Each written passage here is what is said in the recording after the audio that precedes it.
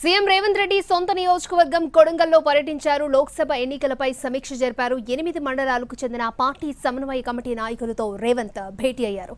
ఒక్కొక్క మండలానికి చెందిన నేతలతో వేర్వేరుగా రివ్యూ చేశారు. పార్లమెంటు ఎన్నికల్లో అందరూ కలిసికట్టుగా పనిచేయాలని నేతలను ఆదేశించారు సీఎం రేవంత్ రెడ్డి. ఆ తర్వాత హైదరాబాద్కి తిరిగి బయలుదేరారు.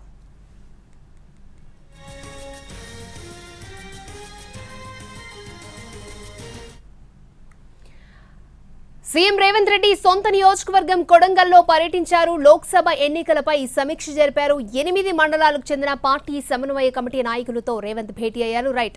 సమన్వయ కమిటీ నాయకులతో రేవంత్ భేటీకి సంబంధించి మరింత సమాచారం మా ప్రతినిధి పాషా మనకు అందిస్తారు. పాషా,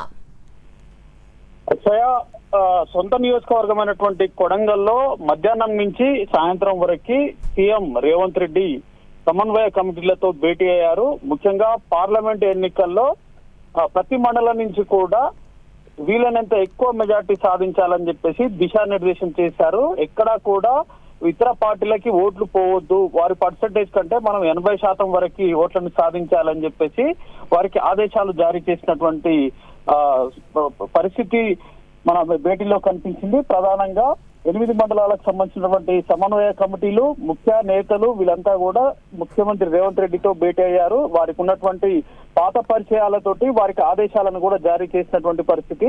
ఈ భేటీలో మహబూబ్ నగర్ పార్లమెంట్ అభ్యర్థి వంశీచంద్ర రెడ్డి కూడా పాల్గొన్నారు. ప్రధానంగా కొడంగల్ నియోజకవర్గంలో కనీ విని ఎరుగని రీతిలో మెజార్టీ ఇవ్వాలి, ఎంపీ అభ్యర్థికి ఇతర నియోజకవర్గాలతో పోలిస్తే రెట్టింపు మెజార్టీ ఇవ్వాలని చెప్పేసి కూడా వారితో మాట్లాడినట్టు తెలుస్తా ఉంది.